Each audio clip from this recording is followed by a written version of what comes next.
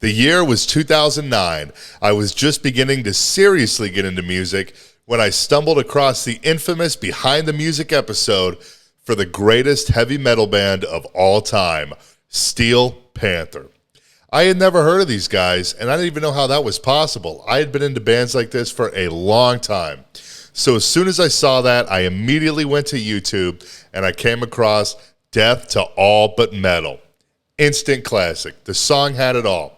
Hilarious lyrics, a video with a great concept, a bitchin' guitar solo, a cameo from Sarah Silverman, and the song even features Slipknot and Stone Sour singer Corey Taylor doing guest vocals on the second verse.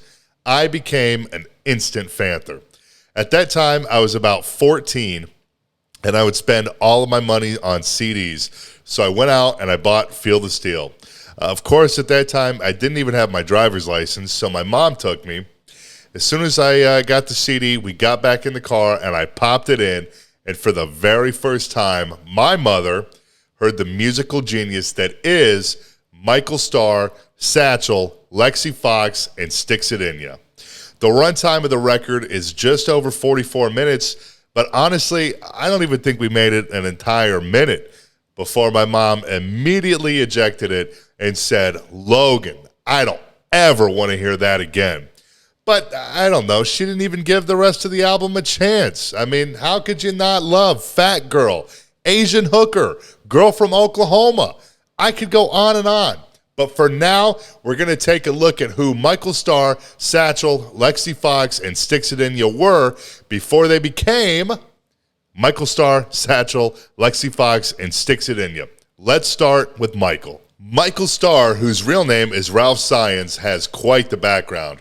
Most people know that he was a singer of the DLR-era Van Halen tribute band Atomic Punks from the 90s up until around 2008, where he went by the obvious name of David Lee Ralph.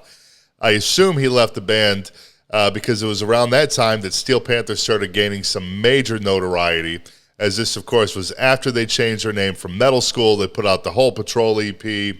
They did the Discover card commercial under the name Danger Kitty, all that kind of stuff.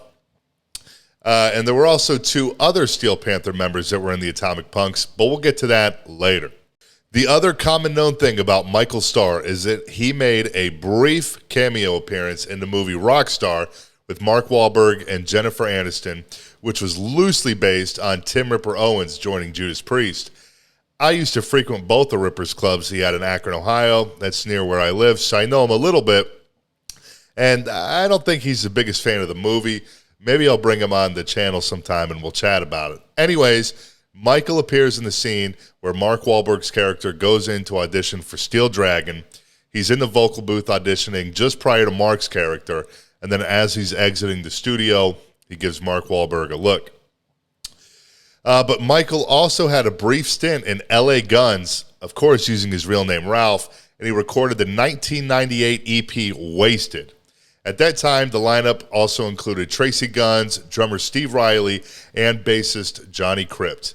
That was his only recording that he did with the band. He was only there from 97 to 98.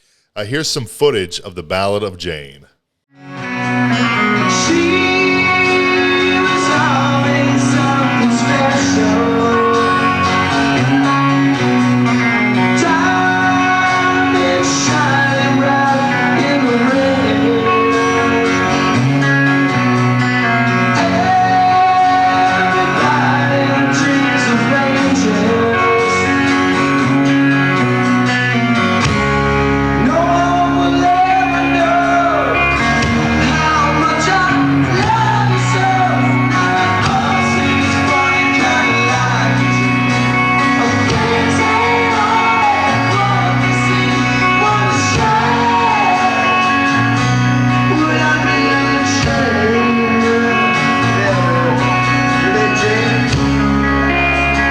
Recently, I was just browsing YouTube, and I saw a thumbnail from a band called Long Gone, and I thought to myself, oh my God, this guy looks just like a young Michael Starr. So I clicked on the video, and sure enough, it was. Honestly, that's where I got the inspiration to do this video, as there's a number of obscure projects that the members of Steel Panther have been involved with. But the song's actually not that bad. Here's a quick clip. The song's called Higher. I'll take you higher than you ever been before. I'll take you higher, higher, higher.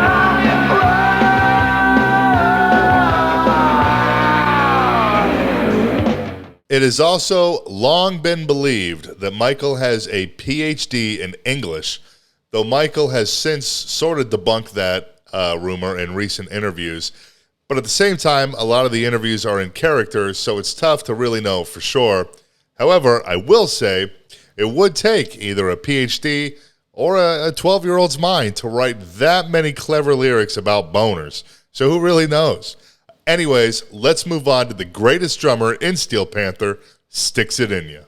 Circling back to my mom for a moment, and this is the rare case where your mother and Steel Panther in the same discussion does not mean what it normally would. As I said, she was not a fan of the band, but somehow I'm a dumbass, and the pun of the name Zadinia went way over my head for years. I'm talking like 5 or 6 years after I had gotten into the band. Then they randomly came up in conversation one day, and she graciously pointed out Zadinia to me. So thank you, Mom, for the lesson. I appreciate it. Musically speaking, though, there's not as much info out there about Stix, whose real name is Darren Leader, as some of the other guys in the band, but definitely some key things to point out. Prior to Steel Panther, he was in a band with Satchel on vocals and guitar and Lexi Fox on bass called the Ducks, and they released a self-titled EP in 2002. At some point, they changed their name to the Thornbirds, adding Jimmy Olsen in the mix on guitar along with Satchel, and bassist Dean Cameron replacing Lexi. Now, you might not know the name Dean Cameron, but he has long been involved with Steel Panther. He co-wrote the loose, no pun intended, More Than Words parody, Girl from Oklahoma, Supersonic Sex Machine from arguably the best record of the band, Balls Out, as well as directed the videos for Fat Girl and Pussy Whipped. And so a lot of these guys have been intertwined for quite some time. But back to the Thornbirds, they released a record in 2004 on Warrior Records called All the Same. Here's a bit of the video from the title track. It's Monday morning, off to work again.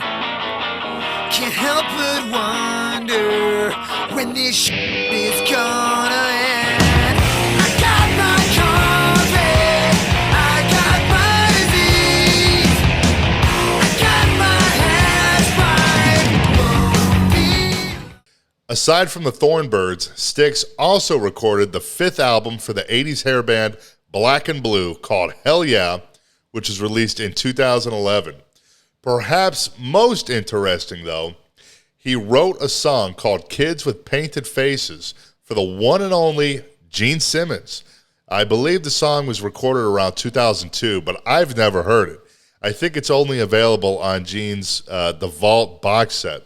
So if you're a hardcore Gene Simmons fan, maybe you're even a diehard Darren Leader follower, you can pony up the near $2,000 to buy the Vault set and let me know how it is. But for now, get out your hand mirror and your lipstick because we're getting something sexy going. Let's talk about Lexi Fox. The good old sort of hometown boy, Travis Haley, better known as Lexi Fox, born in Chagrin Falls, Ohio. Unfortunately, though, this is going to be a bit of a quickie as there was just not too much to find other than his time with the Ducks, with Stix and Satchel, before becoming a founding member of Steel Panther. However, during his tenure with the band, before leaving permanently in the summer of 2021, Lexi did have some temporary absences from touring, most notably in December 2018 when he missed their tour to go to quote-unquote sex rehab. And then the band's tour manager and Atomic Punk's bassist, Joe Lester, a.k.a. Spider, filled in before officially becoming the band's new bassist.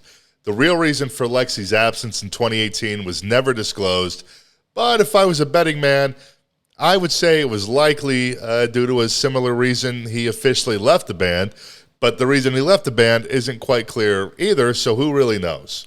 It is briefly mentioned in a few interviews with some of the other members of the band, but the picture's never fully painted. There's also a number of somewhat recent interviews with Travis out there, and I am speculating here, but he does seem to be having some sort of issues, as the interviews tend to go off the rail a little bit, but who knows for sure.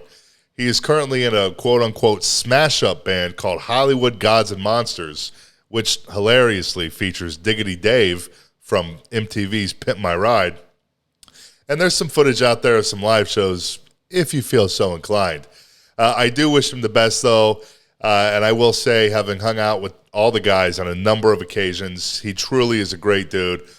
All of them are fantastic people. I love them all, but he especially is super rad, so I wish him all the best.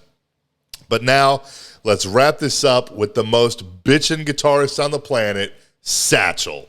Russ Parrish, where to even begin? The guy can rip with the best of them and has wrote some of the best riffs of the last 30 years after graduating from the Guitar Institute of Technology at the Musicians Institute in Hollywood in 1989. Around this same time, he rented a room from the legendary guitar virtuoso Paul Gilbert and would even house sit for him while Paul was on tour with Mr. Big. He would also record a lot of demos in his studio. Around that same time, Satchel was also a guitar instructor, and I was actually able to find some footage that I believe was recorded from one of his students. Take a look.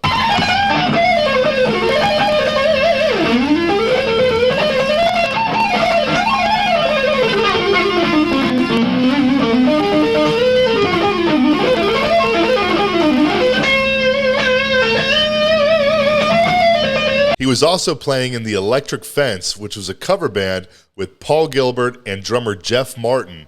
And there's actually some brief footage of the three in Paul's terrifying guitar trip video. In the early 90s, Satchel teamed up with Jeff Pilson a few years after Dokken disbanded for Jeff's project known as War and Peace, originally called Flesh and Blood, and was part of the band's first release, Time Capsule. Shortly after that project ended, the Electric Fence drummer Jeff Martin introduced Satchel to the metal god himself, Rob Halford, which of course, as we all know, resulted in him joining Fight and releasing the all-time classic, War of Words. Funny enough, during the Black Friday Record Store Day in 2019, I was lucky enough to find War of Words on vinyl, which was a special release specifically for Record Store Day. I conveniently then was going to a Steel Panther show a few days later. Of course, I brought the record with me, and after the show, I was hanging out at the after party, and I was chatting with Satchel, and I brought it up to him, and he was so fucking stoked. He told me that he didn't even know that it was being re-released on vinyl until just a few days prior to that, a buddy of his had saw it and called him and was shipping a copy of it to his house. So my copy, which he signed, was the first time he ever saw War of Words on vinyl.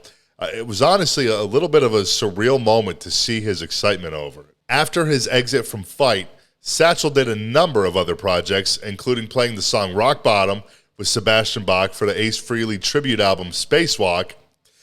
He joined prog rock's Kevin Gilbert's touring band to support Kevin's album called Thud. Of course, he did the aforementioned The Thornbirds with Stix and Dean Gilbert, who, as I mentioned earlier, has long been involved with Steel Panther. And Dean had a play that he wrote called Rockalypse Now, in which Satchel was an actor in. He, of course, was also a member with Michael Starr and new Steel Panther bassist Spider in the Atomic Punks. Since Russ made the transition into who we all now know as Satchel, he has done a number of other things, including recording an absolutely stellar cover of Rainbow in the Dark with Corey Taylor for a Dio tribute album. He appeared on Ninja Sex Party's Under the Covers Volume 2, performing a cover of Rush's Limelight, and perhaps most notably releasing 3 guitar pedals, the Pussy Melter, which was stupidly discontinued after being deemed sexist, the Butthole Burner, and most recently, the first with a family-friendly title, the 1987 pedal, which is still available. Well, I suppose that about wraps this one up. If you feel so inclined, feel free to like and subscribe if you want to watch some more bitchin' videos, and I'll see you next time.